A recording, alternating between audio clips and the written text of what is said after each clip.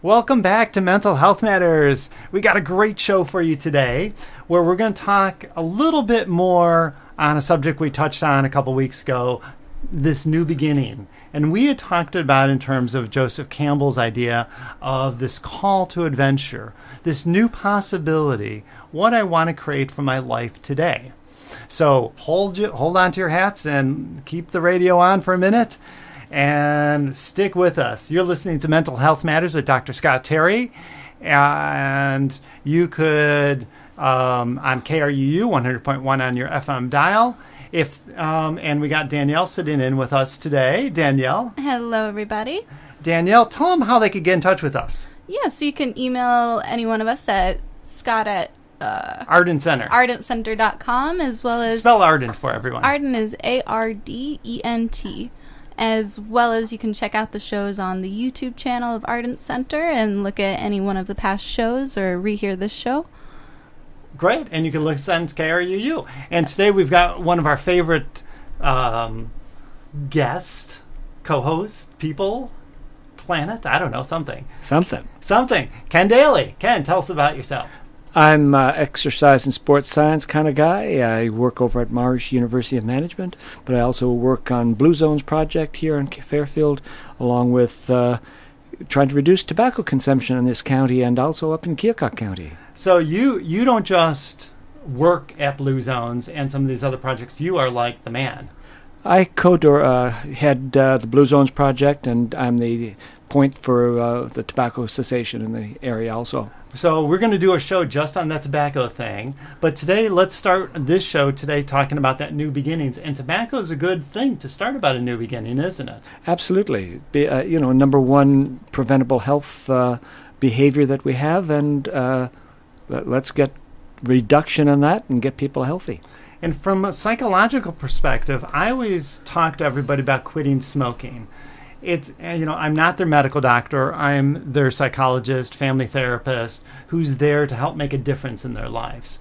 But I talk to everybody about quitting smoking because one is it constricts the blood vessels, right? Mm-hmm. The main thing that you're wanting if you're coming in for psychological help, you're stressed, the relationship isn't going good, you're depressed, you're anxious, you're ADD, something's going on.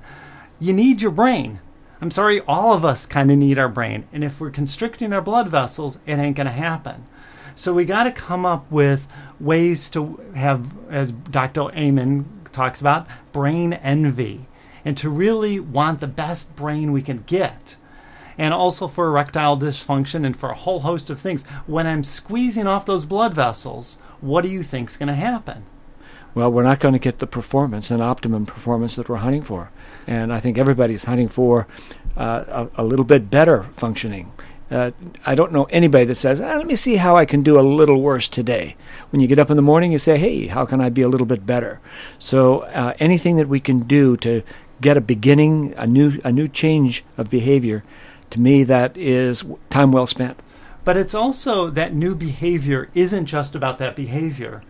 It's symbolic in my world of saying, I want change. I want things to be better. I want my life to be better. Not just, okay, I'm smoking and it's hurting my health, if I realize it or not. Again, how do you kill a frog? Right. You turn up the water slowly, right? And so we don't realize how bad we're getting until we stop. But it's also, if I can do something as dramatic, and one of the hardest things to do, the hardest drug to quit, isn't heroin, it's tobacco, right? Well, it's in the top three. It's right there with the top three. And it's interesting. You take a look at other chemical dependence, like heroin or methamphetamines or whatever.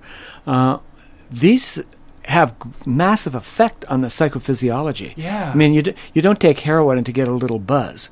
We're talking about a massive shift of awareness and what happens with tobacco, which is, it's like the designer drug to make money, because really nothing much happens when you smoke a cigarette.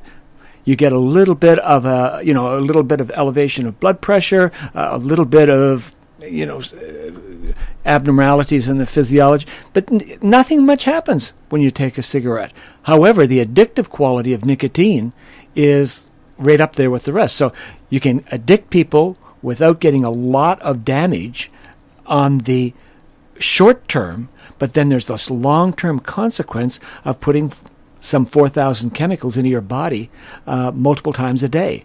And that, over time, is what really causes the deterioration of health. Absolutely. So we're going to talk a separate show on tobacco. Sure. But the thought is that if I can change a behavior like the tobacco or the nicotine, because I've got a guy from some other place who has issues with just the nicotine. He stopped smoking years ago, but now he's just addicted to the nicotine. Right. And patches and whatever. And vaping and all the rest of it. Absolutely. And people think, by the way, that vaping is innocuous and won't hurt you. Hey, we'll have to visit that another time. That's right. It isn't, by the way. Okay, but I'm not here to be the morality police, because I'm not. What I want is that you guys are taking control over your lives. And by doing something dramatic, I quit smoking, you're also sending a signal to yourself, I can really start this adventure of my life. I could change. And if I could change this one habit, you know what? Maybe I could then tackle how I'm addressing my relationship with my partner or with my kids or at work or at school.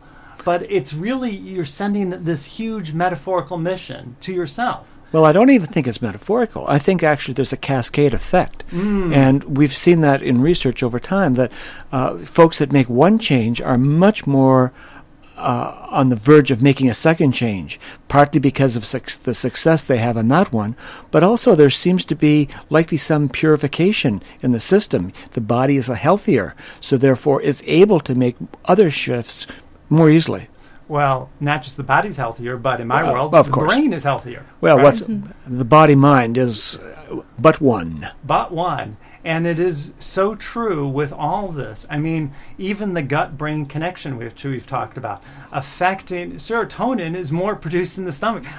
If I could affect my stomach, probiotics, prebiotics, enough fiber, lean protein, having a healthy diet, etc., maybe supplements if I need them, that it will affect my brain. It's not, we don't live our brains in a jar. Well, in fact, what we'd really like to do is not have it affect our brain. We'd like to be able to affect our gut. Yeah, exactly. Because if we can get a gut in the whole alimentary canal in proper functioning, the mind actually can go along with it. It's because this body-mind connection, it's not a connection, it's a continuum. And when you can work from the level of the mind and trying to affect the brain chemistry, which is very crucial. Schizophrenia, lots of reasons why we want to affect the brain chemistry directly. But hey, affect the digestive system, then massive effects all the way through behavior and psychology for sure. Absolutely. So when we were talking about Campbell here, as a structure here, he talks about this call to adventure. And that's this call, this notice to change, for life to change. That you know it's time for something to get better, that you want your life to work. Time is short for all of us. And it keeps getting shorter and shorter in proportion, by the way. Mm-hmm. If we're 90 years old, we only have so much time, and we've lived for so long that time seems faster and faster. Well, it's 1% of a lifetime, so it's like, the life is long. Exactly. And if I'm 10 years old, life's, right? Yeah, it's like forever. And if I'm a teenager, I think I'm immortal, right? Well, that is a different issue altogether. Exactly. So after this call to adventure, Campbell talks about getting the helper before you cross this threshold to this adventure that you're about to go on. And that helper could be reaching out to somebody. If you need a therapist, great. If you need a book, if you need to work with Ken to, have him whip you in shape, whoever it is in this life, to sit there and say, you don't have to be alone anymore. And that isolation that we get into is like that frog again. We don't realize how much we've trapped ourselves. And then to take that commitment to I am ready to change. I am ready to cross that threshold of adventure. And then test will come. And don't expect it to be an easy ride. Quitting smoking, as we said, is not an easy route. No, actually 7 times.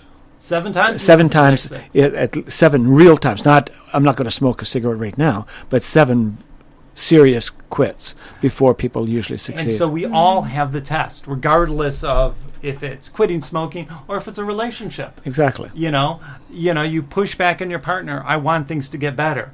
Well, she might not believe you or he might not believe you. And then we got to step back again and go, all right, maybe we have to go through it 7 times of people getting that we're serious about our changing. And then work with our helpers. And then things will happen. And then there'll be, changes and flights and fights and eventually what happens is really fascinating. After all this huge adventure, just like any mythological story or Star Wars, you come back to the end. I've now won. Right. How do I take that elixir, that boon, that creation, that positive shift back to me within my life to start another adventure? Because the thing is, it's a circle, it's a spiral. Mm-hmm. It's not just a one-time shot like we talked about, you quit smoking and that's it. Right. Yep, absolutely. I mean, one of the things that I've done with my students at the university is that I have a little exercise that they have to do, and it's actually homework, required homework in the evening. And the homework is it's called that which you've always wanted to do but never given yourself permission to do. It's a beginning. It's like, when do you begin your life? When do you begin your life? Mm. Most people are much more reactive, and they're not very proactive. I mean, it's like, well, let me see what happens today in my life. No, how do you become proactive? How do you make beginnings? How do you make starts? And this project that we have with the students, I usually try to get them not to do physical things, because I try to get them to do more behavioral things, like wanting to be creative, extend their capacity as a human being.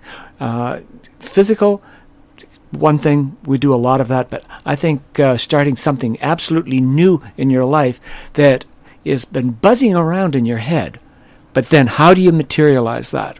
And once you start to materialize it, all of a sudden the joy of having begun is great, but after the beginning, then the next beginning becomes much more easily accessed. You're taking that elixir, that boon, that success, and building onto your next success and your next one.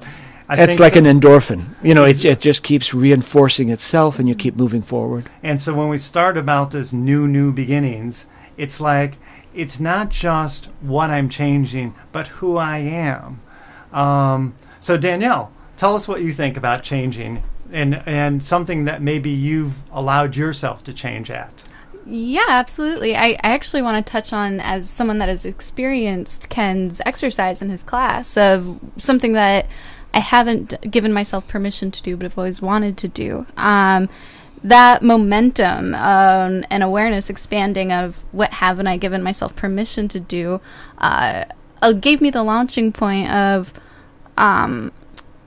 okay, I've been the one putting these limitations on myself, and it creates this momentum of so much inspiration and so much openness, and where my limitations are and where I can unbelievably expand them.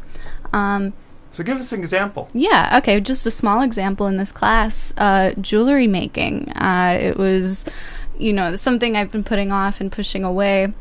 And once I gave myself permission to go to that place, I found immense joy and creativity regarding this exercise and creating jewelry.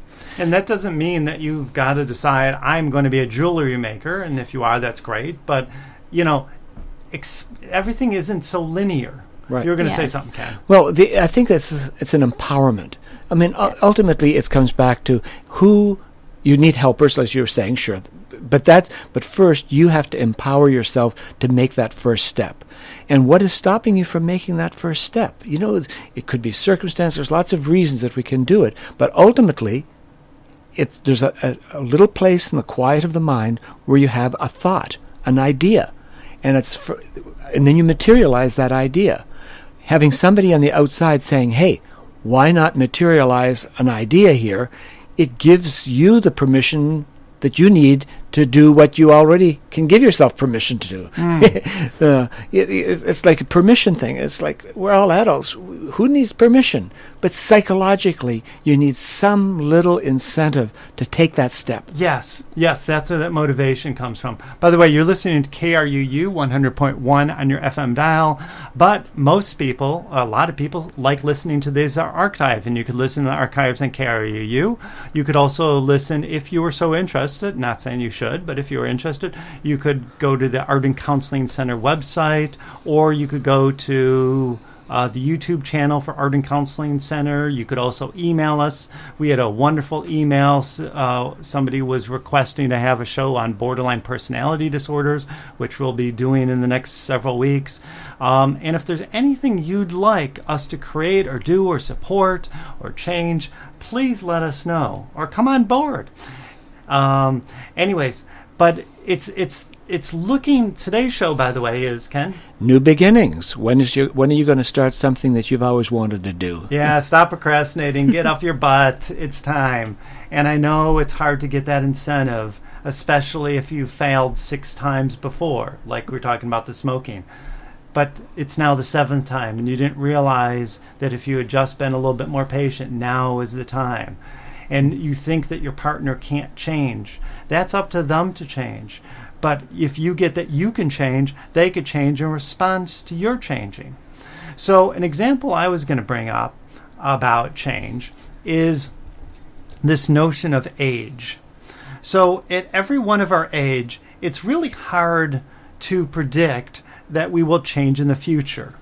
There's been a lot of research on this, and it's been fascinating looking at this. You know, you think, oh, for the next 10 years, I'm not going to change that much. Or if you're a teenager, I'm immortal. Oh, nothing's going to change. I could always be this person. You know, but if you think back, how much has changed in the last 10 years? If I'm a teenager who's now in my mid-20s, you think, oh my God, how much changes have I made? But you know, the same is also true if I'm 60 years old thinking about being 50. How much change have I allowed in my life? And how much have I gotten off the track of allowing myself to keep moving forward in this? Well, as we age, what happens? We become more efficient in our psychologies, in a sense that we have a tendency to just do what we've done before. Same as physically. You know, you get into the habit of, I come home at night, I eat, I park in front of the boob tube, and I sit. I mean, you get into the habit. Yeah. And those habits become like, how do you break that habit? Yeah. Well, the way you break it is by just doing something different. And all of a sudden, the world starts to open up. And instead of that becoming these time sinks that you have all around you, they become openings. They become a possibility for opening. But the thing you want to do is to find something that's going to motivate you, that's going to drive you forward, something exciting. You know, just a few weeks ago, I teach sailing is one of my things that I teach. Gotta do that. And we've been teaching sailing, and I said to the group that I sent an email saying, hey, listen, sailing's Sunday morning. And so I showed up. And why are they on that email list? Yeah, and there was nobody there that morning. And then after about a half an hour, I went out sailing myself for a little bit. One fellow showed up, and his whole idea that day, because he was well over 70 and hadn't been too physically active, and that day he said, well, I came down. I just thought I'd watch for a while. I thought there would be a lot of people here. I said, hey, you're not seeing too many people. There's me and you. When are you going to sail? He said, well, I don't know. I said, well, pop in. You know, he jumped in. He went for a sail. The wind was a little higher. But it was just enough to have extended him. Because he sailed years ago. But he had just that day extended himself to a different place.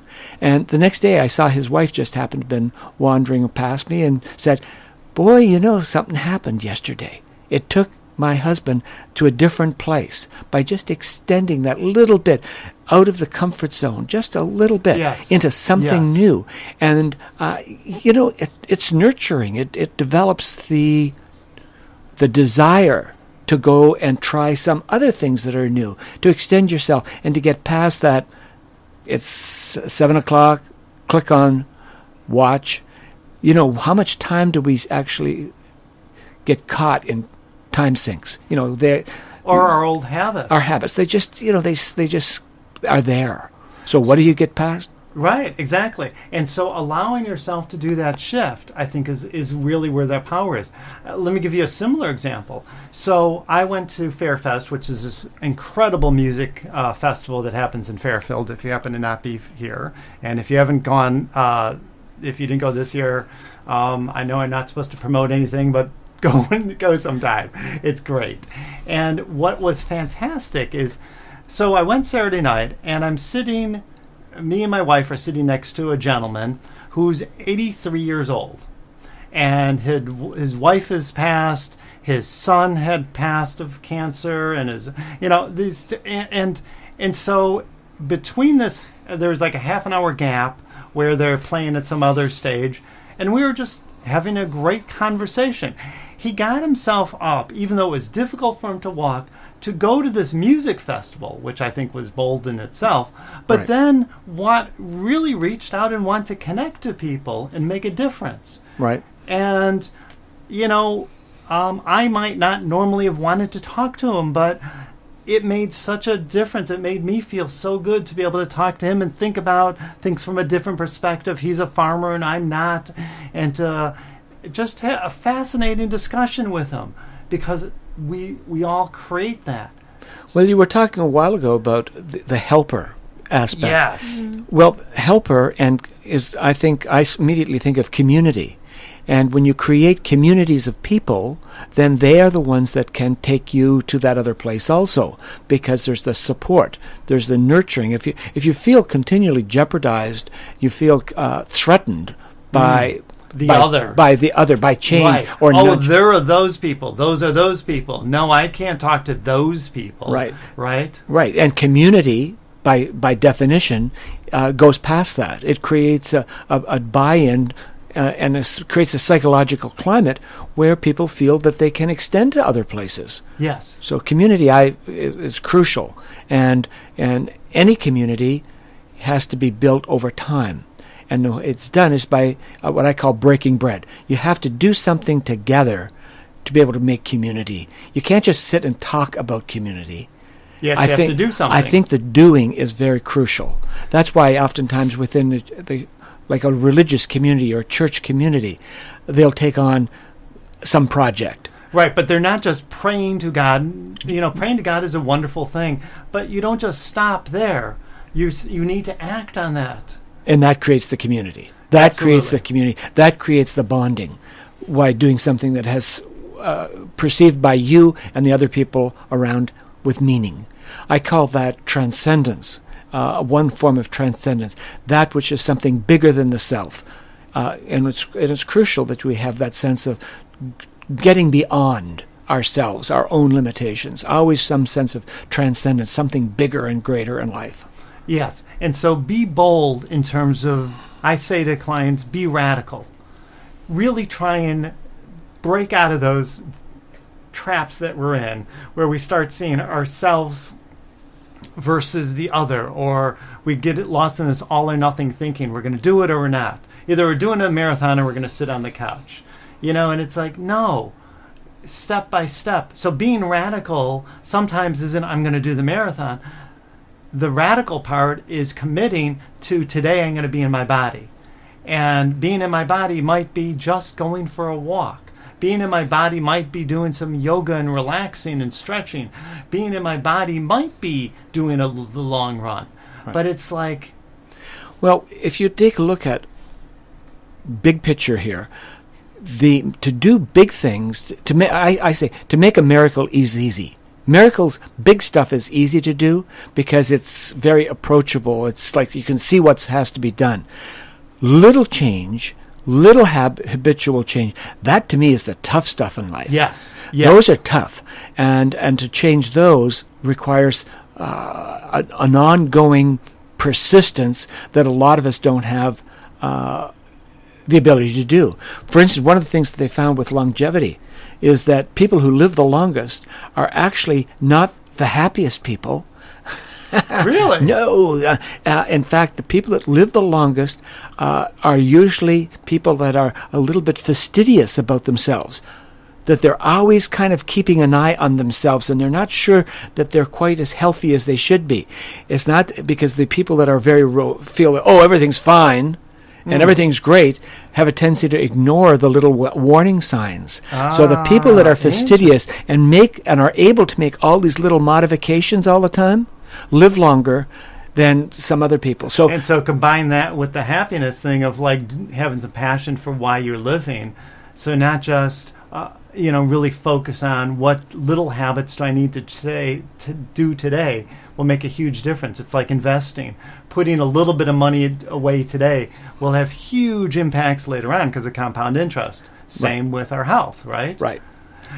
So it's this is, by the way, some of the idea for this kind of show today is that, it's school year starting up and changes are happening. It's a great time. I think actually fall time is a better time to shift. We have this thing about January, first new year, and that one is a ticket to disaster for the most part, partly because it's winter and things are more difficult. Right now, much easier to do a lot of things. You've got the out of doors to embrace, and there's a lot of change. So I think fall right now is a great time to start shifting gears into moving to someplace new for yourself. And that new, I suggest be more powerful with that new. Don't just sit there with it. And it'll be easier because to make the big changes and big things are actually easier than the small stuff. Yes. So say a little bit more about that. Well, if I take a look at something big, I can remember years ago when my first daughter was born in a snowstorm. It's a long story, but literally lifting cars. Lifting cars. Wow. In hindsight, that was easy. But when you get down to making a little behavioral shift in your life, like we come back to smoking again, trying to make those little things that you do every day a little bit to try to get those, that's the tough stuff in life. So why not go out and do something big right now? Find something that you've always wanted to do but never given yourself permission to do. Why not tonight do that? Start it, even if it's just sitting down and doing a little bit of internet research or something on that topic. Start it. Be in action. Just don't be in feeling about it or thoughts about it, but do something about what you're feeling and thinking, because that's where your power is. That's where your control is. And not in the feeling of it, not in the thought of it, but in the doing of it. And again, from the religious perspective, it's the same kind of thing. It's not just I pray to God like God is Santa Claus. I then do something with that. I, connect to God from that perspective, but I act like I am the only one that could save the world and make a difference, and I'm going to go out and do it today. Well, there's a great saying that comes from the East, and that is, trust in God, but tie your camel. We have to do the action. It's one thing having the thought, it's another thing doing it. But if by doing it, the feedback becomes very real, it's very tangible, and that tangible quality makes it much more exciting, and it gives you the possibility of serious change in your life. Absolutely. So Danielle, anything you'd like to say? Because I know you've just done a big shift. We have like 1 minute left. You just made a big change. You just did an internship, which is just incredibly huge, and you've been doing fantastic. Yeah, absolutely. And I'd like to speak about that momentum that occurs when you go beyond what you know and just stretch a little bit outside of that comfort zone, and how unbelievably terrifying it is and how unbelievably exhilarating it can be to not limit yourself. Yeah. Excellent. Ken, any final thoughts? Well, I just say, make sure you get your big 4 in line, folks. Sleep, nutrition, physical activity, some sense of the big picture transcendence, we'll call it. Absolutely. Get all 4 in place, the rest of life just starts falling into place nicely. Absolutely. So we're going to do our next show on those 4 topics, by the way. So stay tuned next week, because that's what we're going to talk about, the big 4, and add in a couple more. Everyone have a great day. Thank you so much. You're listening to KRUU 100.1 on your FM dial. This is Mental Health Matters, and so glad you came along with us today. Bye.